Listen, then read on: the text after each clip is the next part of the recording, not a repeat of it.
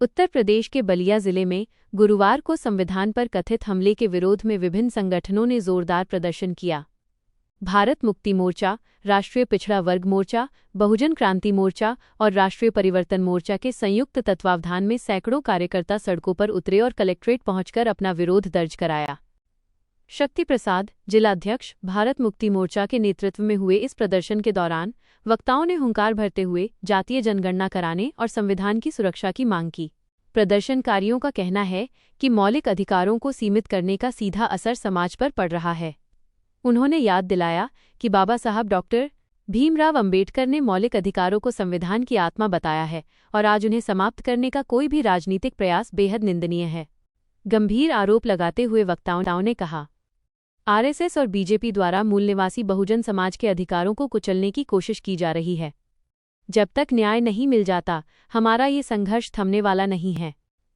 संगठनों ने स्पष्ट चेतावनी दी है कि यदि उनकी मांगों पर शीघ्र सकारात्मक निर्णय नहीं लिया गया तो भारत मुक्ति मोर्चा और उसके सहयोगी संगठन चरणबद्ध तरीके से आंदोलन को और तेज करेंगे। इस मौके पर अमन कुमार वर्मा, अवधेश कुमार वर्मा और कृष्ण कुमार विकल ने भी अपने विचार साझा किए।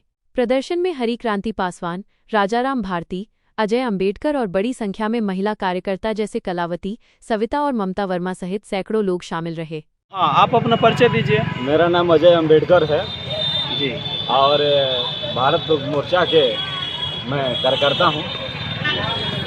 तो आज कौन सी ऐसी आप लोगों के ऊपर आफत आ गई है कि जनपद मुख्यालय पर आप धरना देने के लिए विवश हो गए? देखिए, ये बार बार संविधान पर हमला किया जा रहा है। ये पहला ही नहीं है। इसे आए दिन जो सरकार है, या उत्तर प्रदेश सरकार हो या उड़ीसा की सरकार हो या जहाँ पर बीजेपी आरएसएस की सरकार है, वहाँ पर ये संविधान पर बड़े पैमाने पर हमला किया जा रहा है। अभी मैं बता देना चाह रहा हूँ कि 2025 के लास्ट दिसंबर में जो 31 राज्यों के लोग, एक राज्य अधिवेशन होता है, राष्ट्रीय अधिवेशन होता है, राज्यों के लोग वहाँ पहुँचते हैं उस राष्ट्रीय अधिवेशन में, और वो जो उसका कार्यक्रम निश्चित कटक में होना था। कटक में परमिशन भी हो गया था। वहाँ की जो पुलिस प्रशासन ने वहाँ की मुआवजा लेकर के उन्होंने वहाँ परमिशन दे दिया था। 25 तारीख को 10:55 पर वहाँ की कटक की सरकार, उड़ीसा सरकार ने वहाँ पे परमिशन को रद्द करने का काम करती है, जिस पर 26 से राष्ट्रीय अधिवेशन 5 दिवसीय होने वाला था, जिस पर उसको परमिशन रद्द किया गया है। इसके विरोध में वहाँ पर भी बड़े पैमाने पर उस दिन आंदोलन होने का काम किया था। इसके बाद पहला चरण 7 को, दूसरा 15 को, तीसरा चरण आज हमारा 22 जनवरी को है, जिस पर जिला मुख्यालय पर हम लोग आज कर रहे हैं। इसके बाद हमारी बात नहीं होती है तो 22 फरवरी को हम लोग नागपुर में जो आरएसएस का कार्यालय है उसको घेराव करने का काम करेंगे। तो इसमें आरएसएस ने आपको रद्द किया है या वहाँ का जिला प्रशासन ने किया? जो सरकार आरएसएस के इशारे पर, जो बीजेपी और आरएसएस के इशारे पर ही उसको रद्द करने का काम किया गया है। तो अगर मान लीजिए आपकी बात अगर नहीं सुनी जाती है तो आपका अगला कदम क्या होगा? इसके बाद अगर नहीं किया तो पूरे भारत को बंद किया जाएगा। बंद करने से समस्या का हल हो जाएगा? बिल्कुल होना है। हमारा आर्टिकल 19 बोलने का, चलने का, वो संगठन बनाने का, अधिकार देने का कहता है, फंडामेंटल राइट है। तो हम तो अपना आंदोलन कर ही सकते हैं, शांतिपूर्ण तरीके से संविधान के दायरे में रह करके अपना आंदोलन करेंगे। हाँ सर, आप अपना परिचय दीजिए। हमारा नाम श्री कृष्ण केरा विकल जी है। मैं 71 सलेमपुर बहुजन मुक्ति पार्टी का प्रभारी हूँ। तो सर आज धरने पर क्यों बैठे हैं? धरना पर सर इसलिए बैठे हैं कि 26 से 30 तक दिसंबर में हमारा कार्यक्रम कटक में लगा हुआ था। वहाँ परमिशन शासन प्रशासन ने दे दिया था, लेकिन कुछ लोगों के वजह से हमारा कार्यक्रम कैंसिल कर दिया गया, जिससे हमारा कई लाखों का, कई करोड़ का नुकसान हुआ, क्योंकि वहाँ पंडाल बन चुके थे और बहुत भारी हरासमेंट हुआ है। जनता हमारी पूरे ऑल इंडिया से 32 राज्य से वहाँ गई और जाने के बाद फिर वापस लोग हुए। ये कार्यक्रम हमारा 42वां था, भारत मुक्ति मोर्चा का 15वां था, वाम सेव का 42वां था।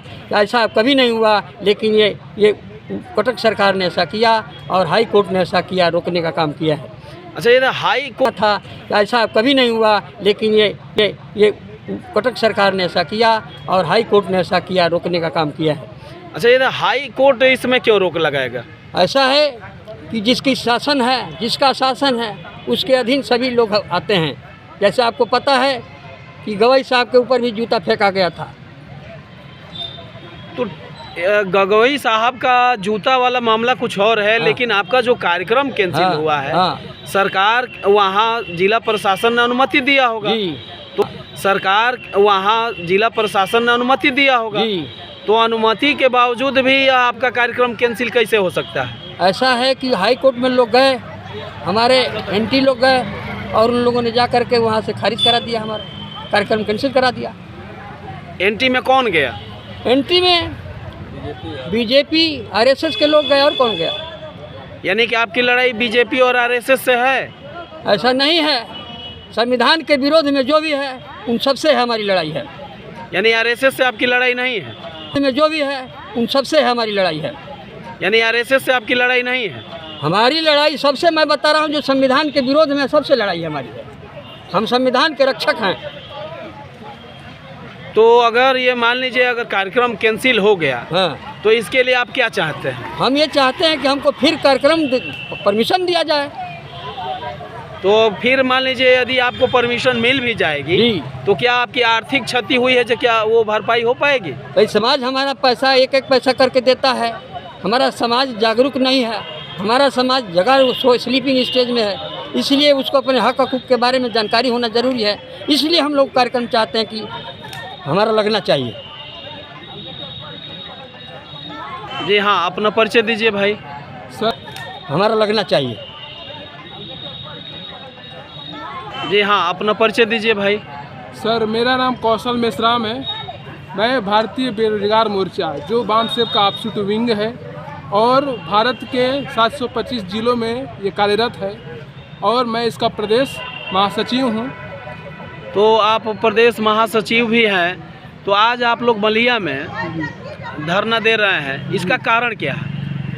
कारण ये है कि हमारा जो राष्ट्रीय संगठन नहीं अंतर्राष्ट्रीय संगठन बामसेव और भारत मुक्ति मोर्चा, जिसके राष्ट्रीय अध्यक्ष बामसेव और भारत मुक्ति मोर्चा, जिसके राष्ट्रीय अध्यक्ष माननीय वामन मेश्राम साहब हैं, और यह 42 नहीं 41 सालों से यह कार्यक्रम दिसंबर के अंतिम महीने में होता है। राष्ट्रीय होता है, अंतर्राष्ट्रीय के लोग भी आते हैं इसमें। और इस कार्यक्रम को उड़ीसा की सरकार, वहाँ की प्रशासन और न्यायालय ने हमारे इस कार्यक्रम जो संवैधानिक अधिकार होता है आर्टिकल 19, उसका विरोध करते हुए हमारा परमिशन रद्द किया गया है। तो आप इस पर क्या चाहते हैं? सरकार से क्या चाहते हैं? सरकार से यही चाहते हैं कि इस जो हमारा कार्यक्रम रद्द किया गया है, इस रद्द होने की वजह से हमारे लाखों लोग भारत के कोने को। आप अपना परिचय दीजिए। मैं एडवोकेट मनोहर भारती, भीम आर्मी पूर्व मंडल सह संयोजक आजमगढ़। तो आप यहाँ पर किस उद्देश्य से आप लोग उपस्थित हैं? आज यहाँ जो हमारे समकक्ष संगठन है भीम आर्मी के, उसके बैनर तले जो ये भाजपा की सरकार है जो अधिकारों का हनन कर रही है, उसी के विरोध में आज धरना प्रदर्शन है। अच्छा, इस धरना प्रदर्शन के माध्यम से आप क्या दिखाना चाहते हैं? इस धरना प्रदर्शन के माध्यम से हम ये कहना चाहते हैं सरकार को कि तुम भले ही सत्ता में हो, लेकिन यहाँ के बहुजन समाज के लोग सोए नहीं हैं। वो अपने अधिकारों के प्रति सचेत हैं और भारतीय संविधान को अपने हाथों में लेकर के तुमको मुंहतोड़ जवाब देने के लिए आज सड़कों पे उपस्थित हैं। अगर आपकी बात नहीं मानी जाती है तो आपका अगला कदम क्या होगा? यदि हमारी बात नहीं मानी जाती है तो जो यहाँ के मुख्य आयोजक हैं, जैसा उनका निर्देश होगा उस हिसाब से हमारी भीम आर्मी आज़ाद समाज पार्टी का उनको समर्थन होगा। यानी आप की संगठन बीएमपी को समर्थन करेगा? बिल्कुल करेगा, क्योंकि बहुजन आंदोलन के लिए ही भीम आर्मी आज़ाद समाज पार्टी बनी है और हमेशा हर शोषित वंचित वर्ग के लोगों के साथ, जिसके साथ भी सरकार शोषण करेगी, उसके साथ भीम आर्मी और आज़ाद समाज पार्टी खड़ी रहेगी। क्या आपके राष्ट्रीय नेतृत्व का क्या यह इशारा है? नहीं, ये राष्ट्रीय नेतृत्व का इशारा मानिए या फिर जो आप